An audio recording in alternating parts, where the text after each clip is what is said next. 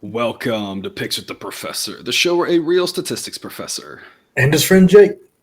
gives you sports betting tips. I am your host, Professor Sides. For the latest updates and information, you can find me on Twitter at Professor Sides. You can find my friend Jake on Twitter at myfriend_Jake. This college basketball episode covers select games scheduled to be played on November 22nd, 2022. I guess you should check out the webpage on the banner. It's www.pickswiththeprofessor.com/new for a primer and explanation of what's going on with the model or goals are for this channel. Otherwise, the goals for this episode are to share key information about these games, give you some things to think on, and explain why certain plays are being made. We never recommend blindly tailing or fading any pick, but rather hear the justifications and thought processes to make sure you're fully on board with us or against us before investing your hard-earned money. Remember that Sideline has graded plays in every single game, but as always, take what you like and leave the rest. A way to think about it, I explained this on the College Football Show, the A-grade plays are the ones where the model's trying to push you hard. If you don't like it, don't do it, but it's giving you a nudge. If you're kind of thinking that way, jump right in. The B picks are a little bit of a push, right? The C picks are just a little tap, right? So it's just kind of giving you some guidance right on those sideline picks. But as always, if you have questions about these games or other ones, the best place to get an answer is on the Discord, which can be accessed through Patreon. The link is in the show description. And Jake, we got a lot of tournament games, and a lot of games we don't have lines on right now. And so the Discord is a great place to be right about now because I will put picks up in the sheet in the morning. So you're watching this, may already be up there and maybe coming shortly. I'll have picks on all these tournament games and projections out, but the Discord's a good place to be like, hey, the model said this. What do you think about this? We actually had that today. We had a couple people asking in the Discord about the two early games, actually, and the direction about the line was moving, and we all kind of, as a consensus group, were kind of steering people in the direction both early game winners. So, I mean, a lot of good stuff happening over on that Discord. I mean, there's tons of winners giving it out in there. It's a lot of fun. It's worth being into. Yeah, absolutely. And as always, remember there are no locks and gambling. So what Sideline provides are loves, likes, and leans. It is A, B, and C grades indicate its confidence level with respect to scaling wagers. However, please understand, good and bad variance will occur. So as much as we'd like to see will be profitable each and every day, that is an impossible reality for any gambler. Jake, the model continuing to do well here on Monday. I mentioned this before. It does well in college basketball early on, and then it goes more ups and downs throughout the regular season, and that's where we're going to try to figure out how to keep it more ups and downs. But early on, I kind of feel like early on you just blind back it. I don't mean that like literally, but I mean if you're going to blind back the model picks early on in the season, it continues to do well in college basketball. It sees things, adjusts to things on average, not every game. Like there's some massive misses, right? But on average, it does a pretty good job of figuring out which sides to be on here early in the season, it seems like. Yeah, just like we talked about yesterday, it told us to lay the 31 with Iowa. And I think they won by 34 or something like that. It could have been a lot more if they wanted it to be. Mm-hmm. And I said, I mentioned, I gave everyone a little nugget, right? I said, hey, if the model says go over a large number, just do it. And the Iowa game hit the over as well. So, I mean, lots of good things from the model. Yeah, it's doing amazing right now.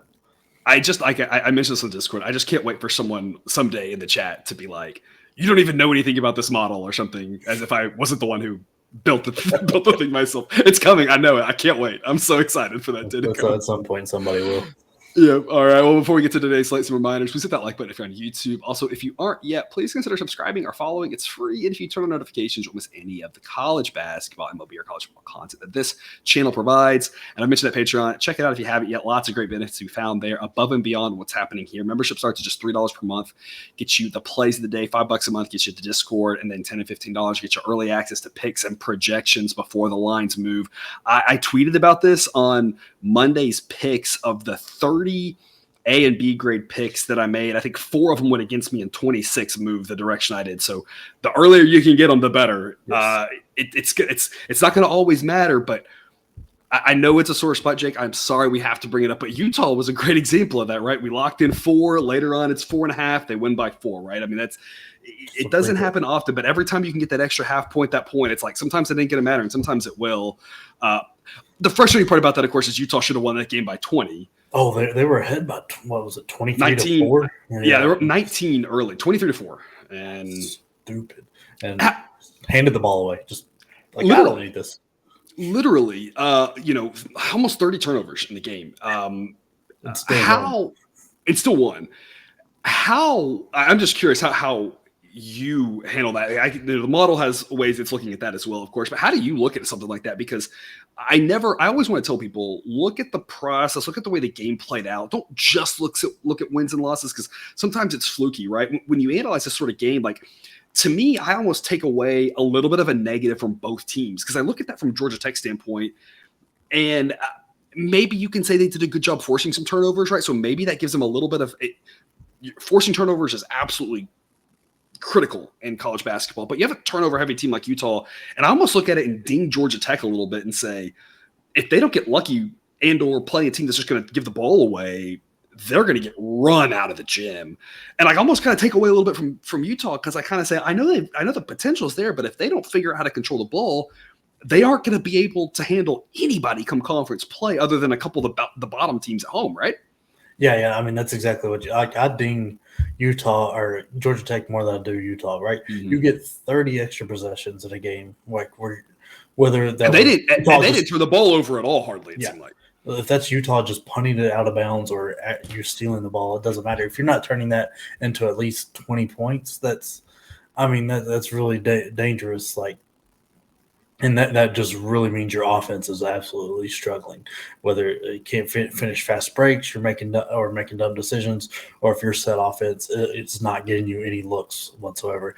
I haven't had a chance to dive into like their shooting percentages and like where they shot from and stuff yet to know. But I mean, it seems that like on the outside looking in, I didn't get a chance to watch a lot of this game, but like it seems like they settled for a lot of jump shots they shouldn't have.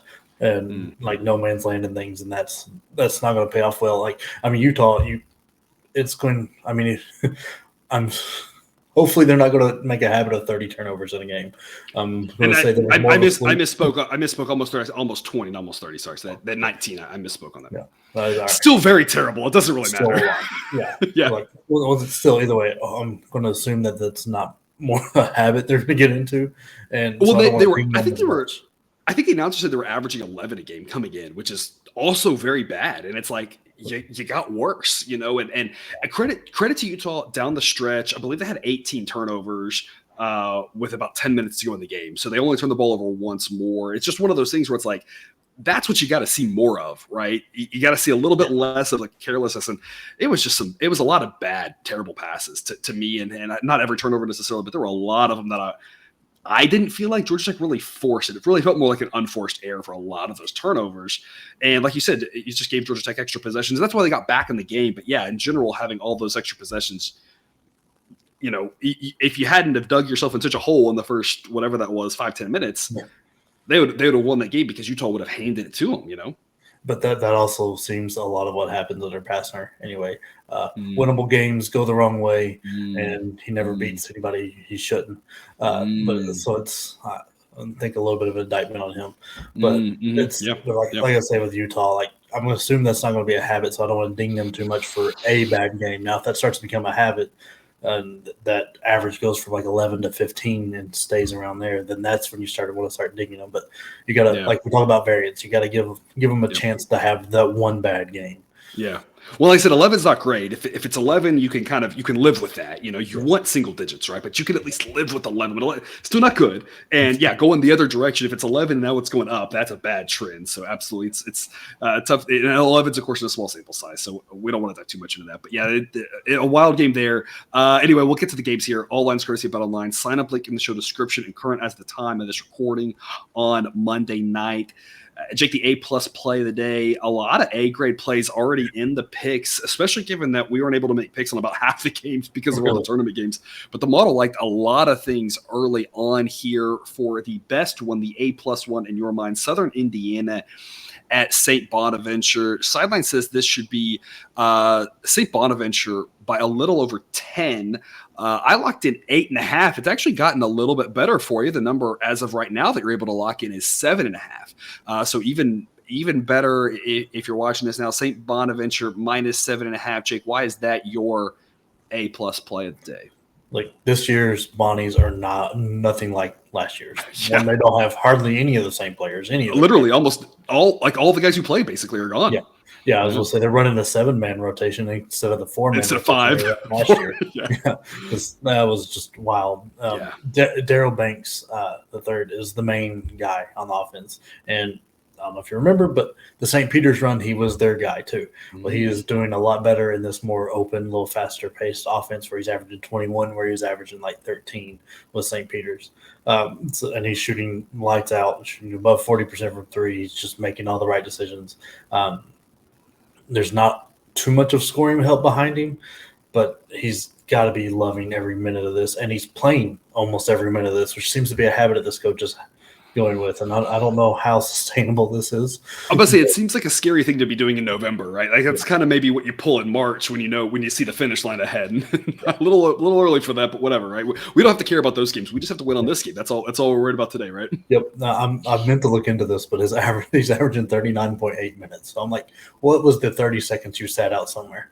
Also, hopefully there was an overtime game somewhere in there. Yeah, so it's ridiculous, but that's a different point. I mean, they got a really good freshman guard in Farrell. Is having a really good year. He's the main guy handling the ball. Really doing a good job, averaging around 6 assists. They hit another good transfer from Holy Cross and Cairo Luke, who's just doing very, very well too. He's leading the team not leading the team scoring. He's second in scoring with 15. So they've got two guys they can really go with for scoring. Southern Indiana, like we just talked about with Utah, has some turnover problems, and that's going to be the biggest difference of this game. Let's say this game looking a lot more like the Notre Dame game where they lost by 12 than the other games where they lost by a handful of points because St. Peter's doesn't turn the – or not St. Peter's. St. Bonaventure, wrong Saint, doesn't turn the ball over that much, and they're not going to get the extra possessions. They're a little bit deeper team than that Notre Dame team. I think they're going to be able to put a little more pressure on them and get ahead by 10 to 15 and just kind of stay there. Yeah, the Bodies have played one overtime game, thankfully, so at least that average is not just playing every single minute. He's at least at a minute here and a minute there. I have to comment, Southern Indiana team nickname A grade. In my book, the Screaming Eagles, not just the Eagles, but the Screaming Eagles. I mean, that's an A grade team name right there in my book. Fun fact, that's where Bruce Pearl was killing it before he came to UT, I think. Or no, I think he went to Milwaukee and then came. But either way, he won a couple D2 championships there, I believe. Interesting. Yeah, so of course in their first year now at D1. We think they're going to have a rough go at it here at the Bonnie. So we like St. Bonaventure. I took 8.5 as an A grade, 7.5 even better. Jake, that's the number that you've locked in as the A+ play of the day. To the best B side of all the B grade picks here, the one that's jumped out to you is 5 p.m. Central. UT Martin at Arkansas State. Sideline says this should be Arkansas State only by 2.4, so basically slightly more likely to win. Basically what we're saying is these two teams are about even, and you just got to give a little bit of a nod to Arkansas State for playing the game at home. But otherwise, these two teams are even, is what the model thinks. I locked in a B grade pick with the model here at +3, -105. Right now it is at +3.5 at -104, so a little bit better on the odds. But getting, I got the field goal, you got the field goal and the hook. I'm always saying if you can get a field goal in a tight ball game, you got to take the 3 points, right? I mean, it's gambling 101, right? So tell us why UT Martin getting 3.5 is your best B side for Tuesday. Like this is a perfect example. You don't have to watch it to make money. This game should be nowhere near your TV. This is two bad teams going at it. They've combined for one win over a D1 team between the two of them. That was UT Martin over Prairie View A&M by one at home. Neither team here is anything special. Yeah. UT Martin had a good showing against Ole Miss, I guess. They lost by 4 on the road, but that's early on, and I don't know. They have a decent trio of guards with KJ Simon, Parker Stewart, I believe was the transfer from Indiana, and Jordan Sears. And in toss-up games like this, kind of like in football, you want to go with a better quarterback. You want to go with the better guards.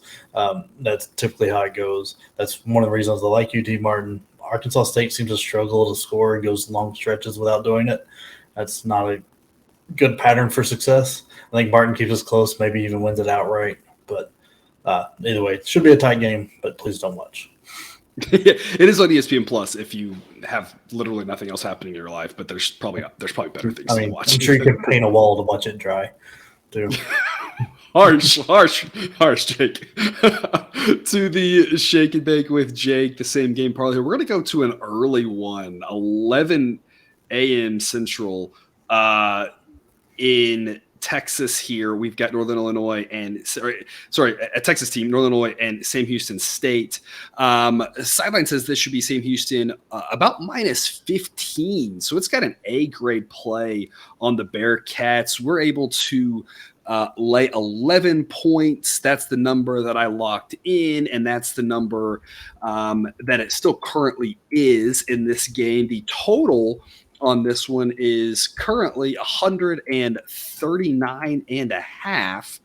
Sideline says it should be 127.7. So the model, at least, likes going under in this one. This game is going to be played here in Fort Myers, Florida. So it'll be a noon local tip off, but an early game there. Jake, what is your parlay for this one? Look, we're going to lay the points and go under.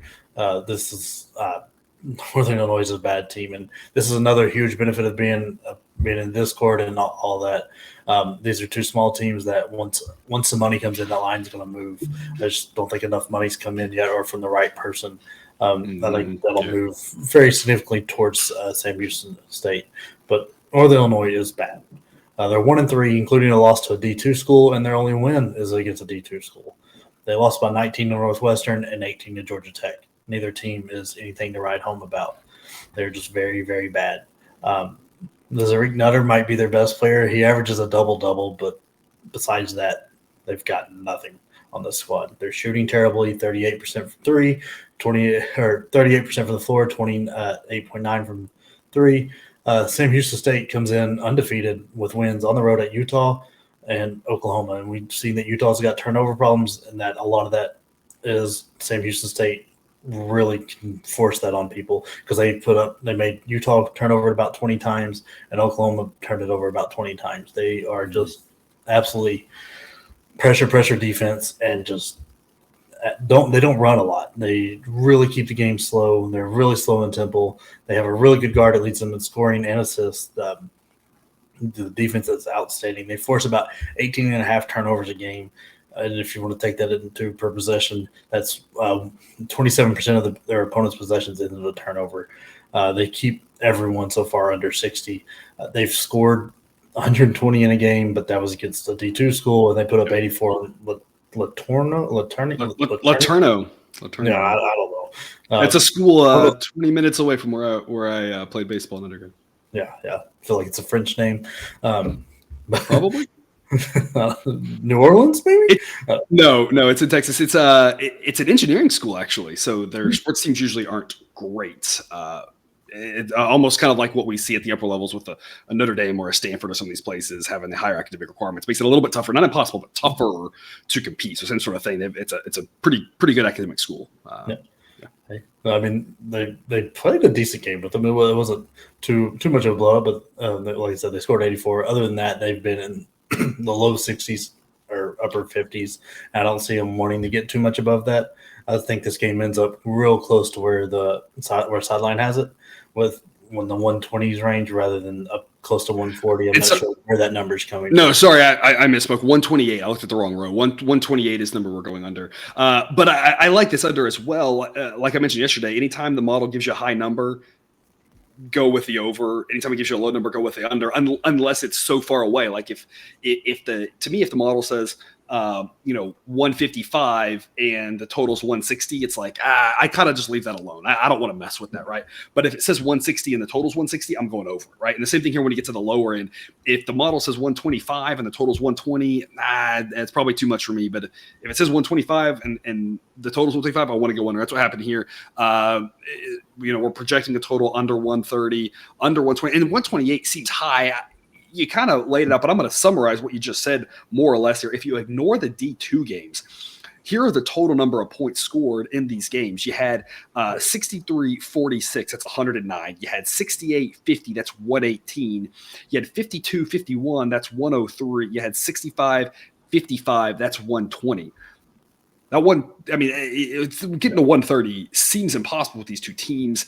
And I think in this case, we talk about which side, whether the under or the over is correlated with the favorite of the dog. It kind of depends on the way the game's set up, who wants to control it or whatever. But this feels like a game, and we just missed the over with Arkansas here on Monday, but it feels like the same sort of setup where Sam Houston's going to pressure, get turnovers, get a big lead, and then just put the game to sleep.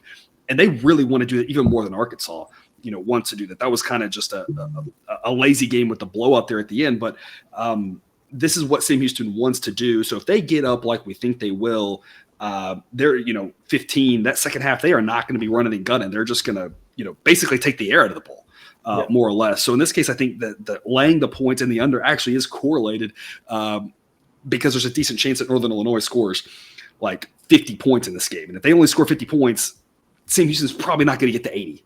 Yeah. I don't think they want to get to 80. I think the 80s were happy accidents. D2 wins. Like I think they're much. I think up 70 is about the highest they want to go. Really. Yeah.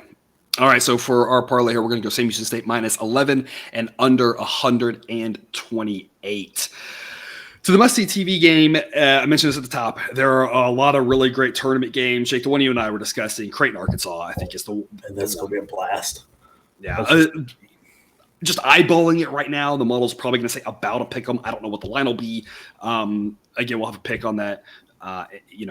When we have a line on it later on. Whether, again, if you're watching this late night Monday, then tomorrow, if you're watching Tuesday, you may already be out there. You hit up the Discord, we'll answer those questions. In that game specifically, there's a lot of good big tournament games. We don't have lines on them yet. So of the ones we do have lines on, we're going to turn to Liberty and Northwestern, 7:30 Central for this one. I was able to lock in Liberty +3 as an A-grade play. It's still at 3. Sideline says this should be Northwestern -1, that they should only be a 1-point favorite, not a 3-point favorite. Basically, it's being treated as if Northwestern is a neutral court game, so it's being treated as if Northwestern is the better team clearly over Liberty. But the model's saying, I think these two teams are about the same. Grab the 3 points, or equivalently grab the plus odds on the money line. Makes a lot of sense as well. Jake, give us your breakdown for this one. Yeah, so the reason this one should be on your TV and stuff, you've got a fun duel between opposing guards with Darius McGee and Boo Buie. There's just two really good. Also an A-grade name, by the way, Boo Buie. Oh, it's an incredible name. I feel like Northwestern just always has great names, like whether it's football or basketball or whatever. Because I think they had Trayvon Blewett for a minute too. And that's a great name. Also good. Yeah. So, but anyway, Darius McGee, very, very good. Shoots the ball incredibly well. He's got a little bit of help than Pebbles, which is another great name. Is like the other option they have, and he's really hot from three. Not that he shoots a ton of them, but he's hitting that 61%, which is hard to do in an open gym sometimes. Yeah, it's just he's very good. And then Boo Buie is just a great player in his own right. It's going to be a lot of fun to watch. He's the main scorer and has really stepped up since Pete Nance left and Ryan Young left. He's kind of really had it thrust upon him, and he stepped up and meet the challenge. I know Northwestern's 4-0 right now, but they really have not played anybody of value. I mean, Georgetown being their best win, that's not saying much. I think this team. Well, and just real quick on Georgetown, what I'll say about that win is Georgetown is a team that's looked great for about half of every game they've played, and they've looked terrible for the other half. I mean, they finally kind of, at least this last game, held on a little bit better at the end, but I mean, they got up big and then started blowing it again. I mean, if that's their best win, it's like, yeah, but Georgetown hasn't really put it together yet this year. I'm not really taking much stock from that one. Yeah. I mean, this should be, I think, a very tight affair going back and forth, and I don't think either team's going to be able to pull away, so I'm going to take the points with Liberty. It's better to have that in a toss-up than not. Yeah, absolutely. Or again, same thing, money line. It's probably pretty equivalent with regards to that translation. Same idea being taking the plus odds and saying, don't know what's going to happen. It's going to hit 50-ish% of the time, 40, upper 40s, and at plus, whatever, the plus 120, plus 130, whatever number you can get, that'll be worth it, or grabbing the 3 points. Either way you like to play it, whatever your preferences, are both great picks in our opinion here. For our must-see TV game, again, tournaments aside, or middle games. This is a tournament. This isn't in Cancun, but middle games of the tournaments where they're TBD, right? as of this recording. And then to the overtime segment here, one last game to squeeze in before we sign off. 6 p.m. Central, UMBC at UNC Greensboro. Sideline says that this one should be UNC Greensboro at home by 11. The current number out there is 13.5. That was able to be locked in as an A grade play. Excuse me, it's up to 14.5. I locked in 13.5. You're getting 14.5. You're getting an extra point of value there. Jake, tell us why you like UMBC getting 14.5 points on the road at UNC Greensboro. Look, I think I can count on one hand the amount of teams that UNC Greensboro should be laying 14.5 with, even at home. They've got 2 guys in double digits, and with Kennedy and Langley, and they lead in almost every possible team statistic besides blocks because they're guards. Langley is shooting 25% from the free throw line, and he's the main ball handler. That is not something you want, especially in any game where free throws might be making some sort of a difference. It's just you don't want that. UMBC is it's not a good team by any stretch.